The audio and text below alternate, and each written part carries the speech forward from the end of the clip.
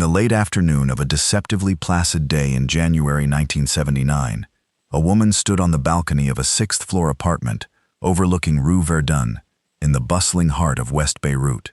To any casual observer, she was an unremarkable feature of the city's cosmopolitan tapestry, an English expatriate named Penelope, who had arrived months earlier with a portfolio of art supplies and a stated desire to capture the raw, unfiltered spirit of the Palestinian struggle on canvas. Her days were a study in placid routine. She would paint, she would venture to the local market for fresh produce, and she would tend to the collection of stray cats she had adopted, their presence a source of comfort and a subtle yet effective component of her carefully constructed cover. Yet, Penelope was a fiction, a meticulously crafted legend designed to mask a singular, lethal purpose. The woman on the balcony was, in reality, a Qatsa of the Mossad, the Israeli Institute for Intelligence and Special Operations, an operative whose true name was known only to a select few within the clandestine Caesarea unit. Her easel did not face the most aesthetically pleasing vista, but was instead angled precisely to give her an unobstructed line of sight down the thoroughfare, her artistic focus a pretext for a gaze that was analytical, patient, and predatory. She was not there to create art, but to conclude a vendetta, the final, living instrument of a national policy of retribution that had been set in motion years earlier in the blood-soaked apartments of the Munich Olympic Village. Her real canvas was the street below, and her medium was not oil paint, but the precise application of surveillance, timing, and 100 kilograms of high explosive waiting silently in a parked Volkswagen just beyond her view. The problem that had brought this woman to Beirut was a man who had become a living symbol of both Palestinian militancy and Israeli trauma, Ali Hassan Salameh. Known to the world as the Red Prince for his flamboyant lifestyle, revolutionary credentials, and rumored lineage from a distinguished Palestinian family, Salameh was the operational mastermind of the Black September organization. It was he who had conceived and orchestrated the 1972 Munich Olympics massacre, an act of terrorism that had not only resulted in the deaths of 11 Israeli athletes and officials, but had also been broadcast live to a global audience, searing the event into the collective consciousness of the Israeli state. For the government of Prime Minister Golda Meir, the attack demanded a response that transcended conventional warfare or diplomacy. It required a direct, personal, and unequivocal settling of accounts. This decision gave birth to Operation Wrath of God, a covert campaign with a single, unyielding objective: the systematic elimination of every individual involved in the planning and execution of the Munich attack. Over the next several years, Mossad's Caesarea unit, its elite assassination squad, had methodically tracked and killed numerous targets across Europe and the Middle East. Yet Salameh, the architect of the massacre and the campaign's highest-value target, remained defiantly elusive, protected by his own formidable intelligence, a disciplined security detail, and the chaotic, factionalized landscape of Beirut, which he navigated with the confidence of a feudal lord. The urgency to eliminate Salameh was compounded by a history of catastrophic failure that had deeply scarred the Mossad. In July 1973, acting on flawed intelligence, a Mossad team in Lillehammer, Norway, had mistakenly identified Ahmed Bouchiki, a Moroccan waiter, as Salameh. They had killed him in front of his pregnant wife. The aftermath was a disaster of unparalleled proportions for the agency. 6 Mossad operatives were arrested by Norwegian authorities. The operational network in Europe was blown, and the agency's reputation for infallibility was shattered. The Lillehammer affair was not merely an operational blunder. It was a public humiliation that exposed the agency's methods and vulnerabilities to the world. It demonstrated that the traditional hit-and-run tactics, reliant on speed and short-term surveillance, were inadequate and dangerously prone to error when dealing with a target as sophisticated as Salameh. He had learned from their mistakes, tightening his security protocols, varying his routines, and utilizing his extensive network within the Palestine Liberation Organization's security apparatus to detect and neutralize threats. Furthermore, Salameh was not just a terrorist leader. He had become a crucial, if clandestine, back-channel liaison between the PLO and the American Central Intelligence Agency, providing the Americans with intelligence on radical factions and acting as a point of contact for diplomatic feelers. This relationship afforded him a layer of perceived immunity, complicating the political calculus of any direct action against him and forcing the Mossad to develop a new doctrine, one rooted not in haste, but in profound, painstaking patience. The next attempt could not fail. The political and operational cost of another Lillehammer was simply too high to contemplate. Ali Hassan Salameh's profile was a complex amalgam of revolutionary zealot, intelligence professional, and bon vivant. Born into the crucible of the 1948 Arab-Israeli War, his life was shaped by the Palestinian experience of displacement and struggle.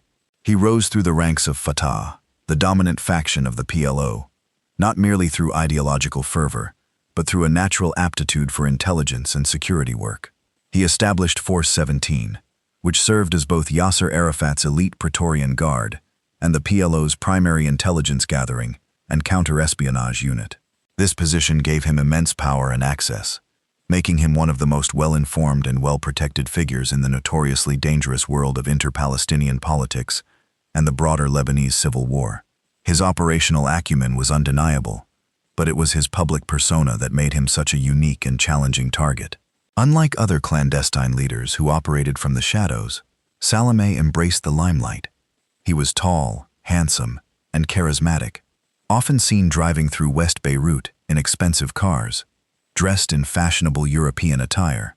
His 1978 marriage to Georgina Risk, a Lebanese celebrity who had been crowned Miss Universe in 1971, elevated his status to that of a media icon. This high-profile existence was, in itself, a form of security. He moved through the city with an air of untouchability, his presence a constant, accepted part of the daily life of the affluent neighborhoods he frequented. His routines, while seemingly predictable, were his fortress.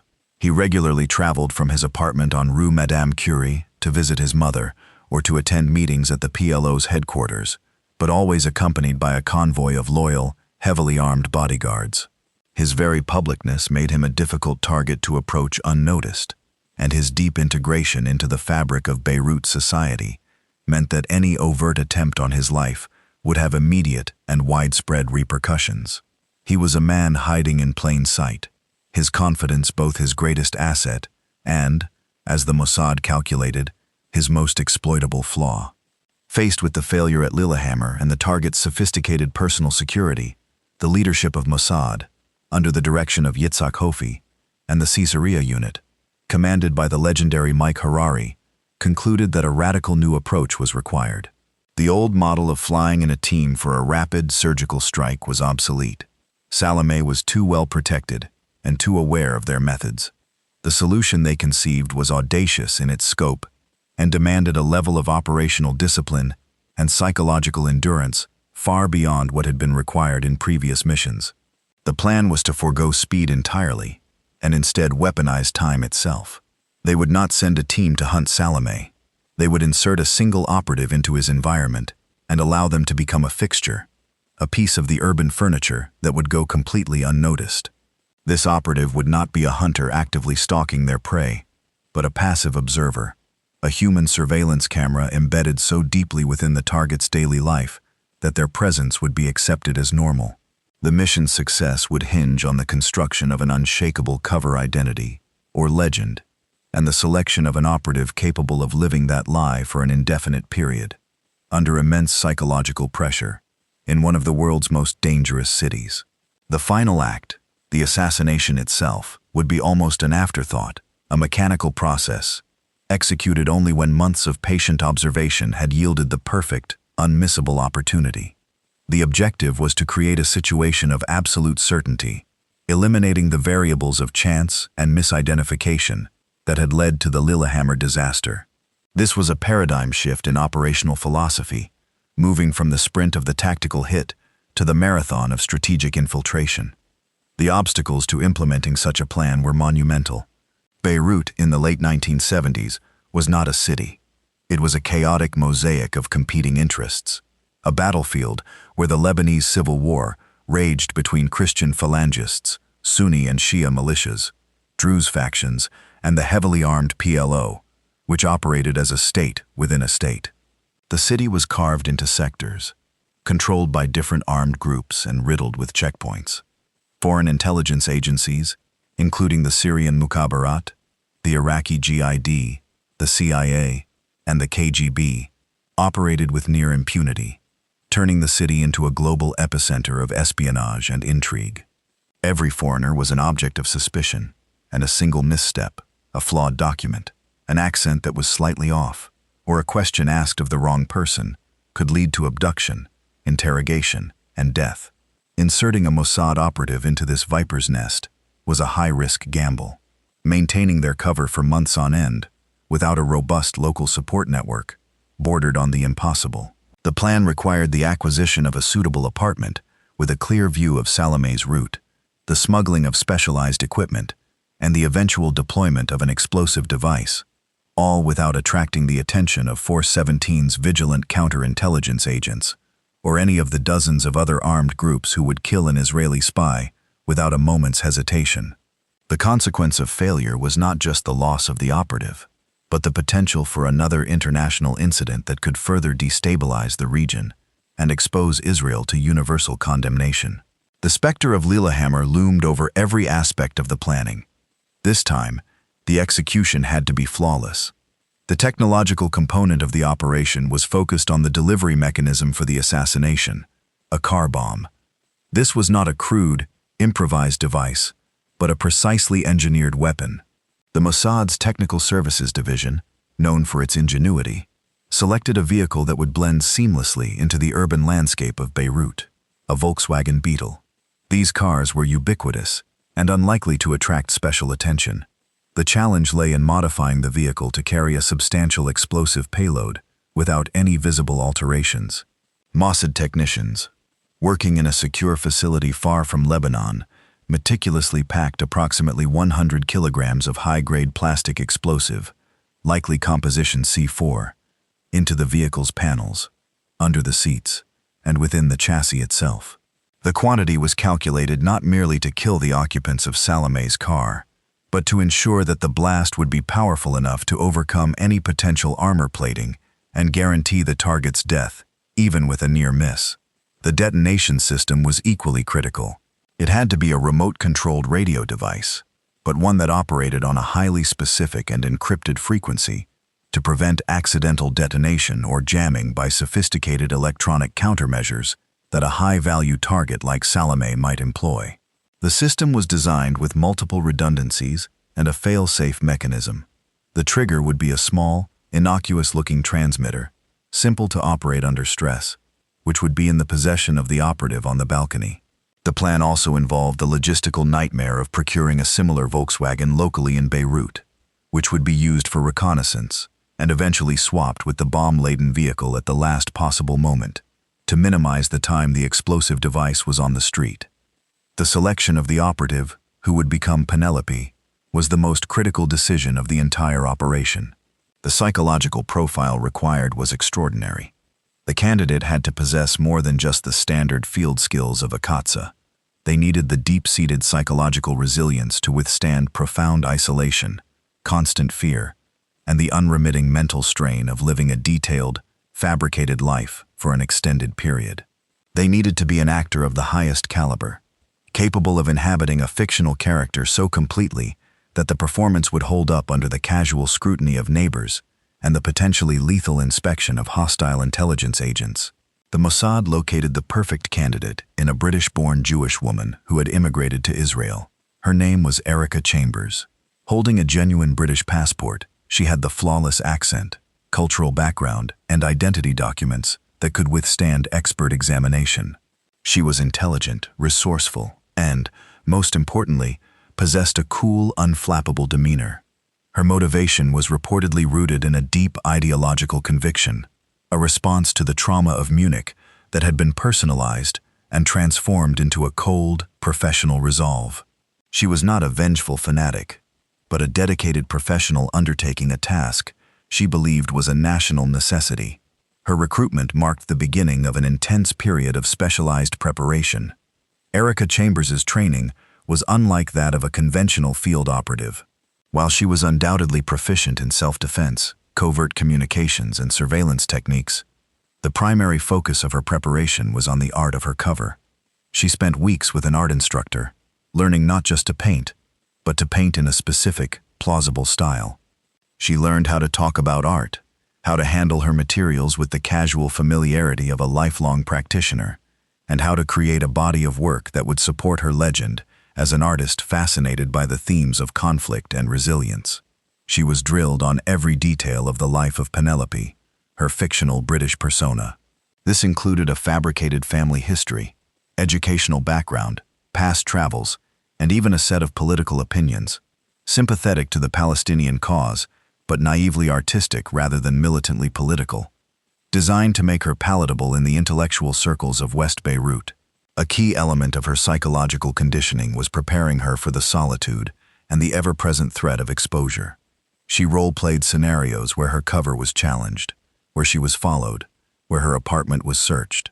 The goal was to inoculate her against panic, to train her to respond to any crisis with the calm, slightly eccentric demeanor of Penelope, not the sharp, defensive reaction of a cornered spy. Her handlers also integrated the detail of her being a cat lover into her legend. This was a stroke of operational genius. Not only did it provide a plausible reason for her to be seen on her balcony at odd hours, but the act of caring for animals would portray her as a gentle, nurturing soul, the antithesis of a hardened assassin, thereby disarming suspicion among her neighbors and anyone who might take an interest in her. The construction of the Penelope legend was a masterclass in intelligence tradecraft. It began with the procurement of a genuine British passport, which Erica Chambers was entitled to, providing the foundational document for her new identity. This was then layered with supporting documentation, or pocket litter, that would flesh out her backstory. Mossad's forgers did not need to create many documents from scratch, but rather curated and aged them to appear authentic. This could have included items like a driver's license, library cards, letters from her fictional family in the United Kingdom, and receipts from shops in London, all carefully selected to build a verifiable and cohesive personal history. The core of the legend was her identity as an artist. This was not chosen at random. An artist's lifestyle is inherently solitary and requires long periods of observation, providing the perfect excuse for her to spend hours on her balcony, seemingly lost in her work, while in reality, she was conducting meticulous surveillance. Her chosen subject matter, the Palestinian struggle, was a calculated move to provide her with a reason to be in West Beirut and to gain acceptance, or at least tolerance, in a community that was the nerve center of the PLO. Her behavior was rehearsed to the point of becoming second nature. She was instructed to be friendly, but not overly inquisitive, to establish a routine that was predictable, but not rigid. She would visit the same grocer, the same bakery, establishing a pattern of normalcy that would become part of the neighborhood's rhythm. The cats were the final, brilliant touch. They humanized her, made her seem harmless, and gave her a constant, plausible reason to be near her window or on her balcony, observing the street below, under the guise of calling for her pets. In the autumn of 1978, the operational plan was set in motion. Erica Chambers, now fully transformed into Penelope, traveled to Beirut. She did not enter Lebanon directly from Israel, but followed a circuitous route through Europe, her travel history consistent with that of a British tourist and artist. Her arrival in Beirut was deliberately low-key. She checked into a hotel, spent a few days ostensibly scouting for a suitable place to live and work, and then, guided by prior intelligence, identified an available apartment on the 6th floor of a building on Rue Verdun. The choice of location was the result of painstaking analysis by Mossad planners. Rue Verdun was a major artery that Salameh was known to use frequently when traveling between his home and various PLO offices. The specific building offered a perfect, elevated vantage point, allowing for clear observation of his convoy's approach and a direct line of sight to the pre-selected kill zone. She negotiated the lease with the landlord, presenting herself as the quiet, slightly eccentric English painter her legend proclaimed her to be. Once she moved in, she began the most critical and grueling phase of the operation, the long wait. Her life became a monotonous cycle of manufactured normalcy. She set up her easel on the balcony, unpacked her paints, and began to work on canvases. She adopted her first stray cat, She established her daily routine of shopping in quiet solitude. All the while her senses were on high alert. Every car that passed, every pedestrian, every change in the street's daily rhythm was noted, analyzed, and mentally catalogued. For 3 months, from October 1978 through January 1979, Penelope lived her lie. The psychological pressure was immense. She was utterly alone, a single point of failure in a mission of national importance. Contact with her handlers was minimal and conducted through sophisticated covert communication methods, likely involving coded messages sent through seemingly innocuous channels or brief, high-risk encounters with other Mossad operatives passing through the city. Her primary task was surveillance. Day after day, she sat on her balcony, feigning artistic absorption, while she meticulously documented the movements of Ali Hassan Salameh. She learned his patterns. He most often traveled in a Chevrolet station wagon, typically as a passenger, with a second vehicle, a Land Rover, carrying his bodyguards. She noted the times he was most likely to pass, usually in the late afternoon. She logged the slight variations in his route, the speed of his convoy, and the standard security formations they employed.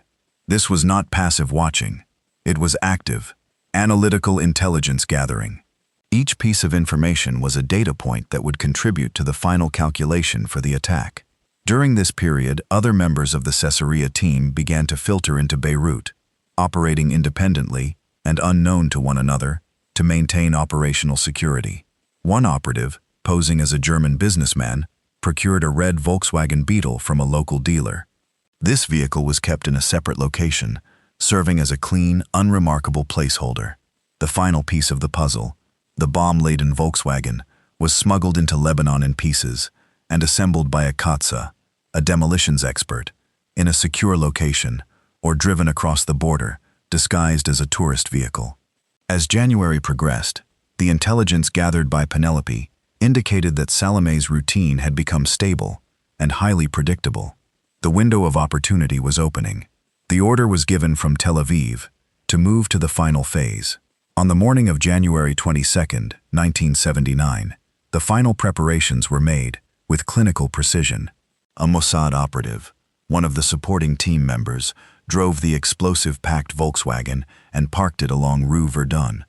The placement was not random, but was at a specific point along a slight curve in the road, a location that Penelope had identified as a spot where Salameh's convoy would have to slow down slightly.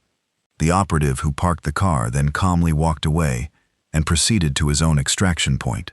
In her 6th-floor apartment, Erica Chambers went through her morning routine as Penelope one last time. She fed her cats. She prepared a small bag containing only a change of clothes and her British passport. On her balcony, the easel was in its usual place, a half-finished painting giving the scene an air of mundane creativity.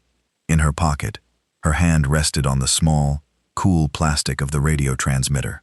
The waiting was the hardest part, a period of supreme tension, where months of planning, risk, and sacrifice converged into a few critical moments.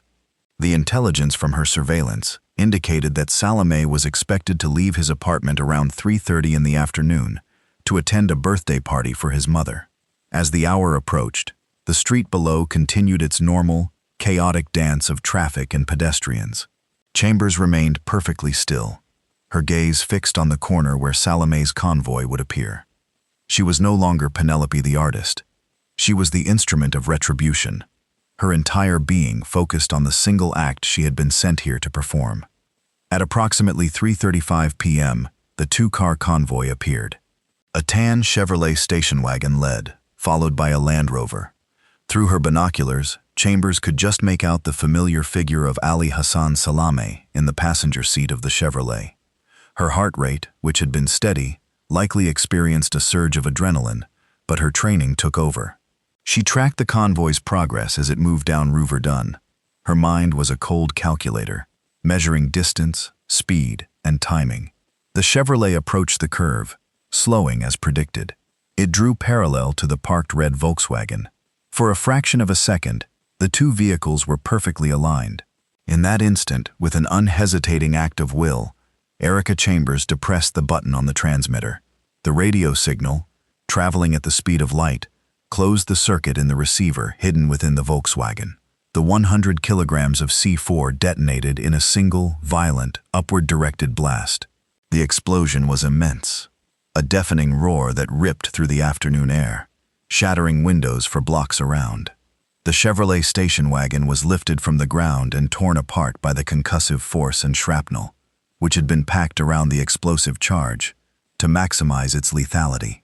The vehicle was transformed into a twisted, burning wreck. The operation's climax was not a prolonged firefight, but a single, overwhelming moment of violence, executed with the impersonal precision of a scientific experiment. In the immediate aftermath of the detonation, while chaos erupted on the street below and sirens began to wail in the distance, Erica Chambers did not linger. Her mission was complete. She stepped back from the balcony, took one last look at the apartment that had been her prison and her sanctuary for 3 months, and walked out, closing the door behind her. She did not run. She walked calmly down the stairs and out into the pandemonium of the street, just another civilian caught in the latest act of violence to scar the city. Her pre-planned escape route would have been meticulously organized. She would have blended into the crowds, making her way to a pre-arranged rendezvous point, likely changing her appearance along the way. Within hours, she and the other members of the Caesarea team who had participated in the operation were gone.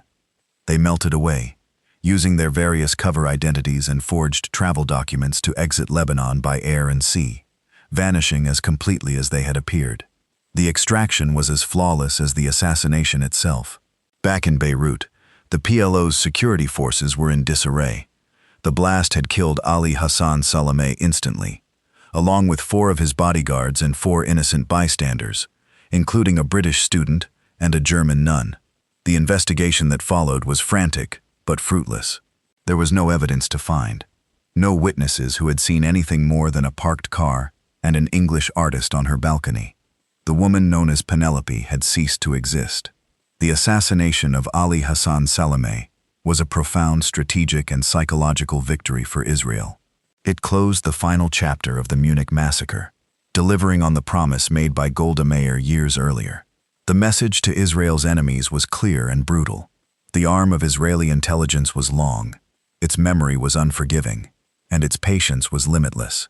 For the PLO, the loss of Salameh was a significant blow.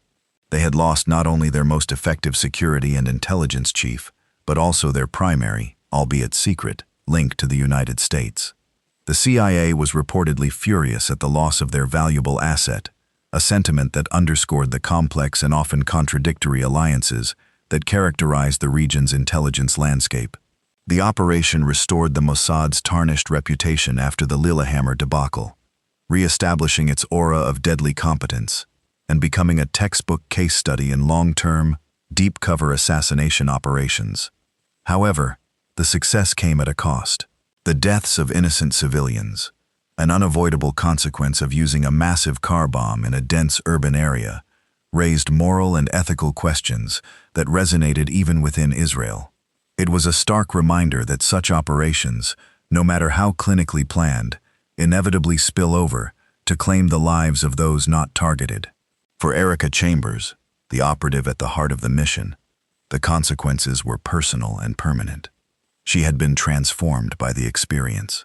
To succeed, she had to become Penelope, and in the act of pressing the detonation button, she had effectively killed that persona.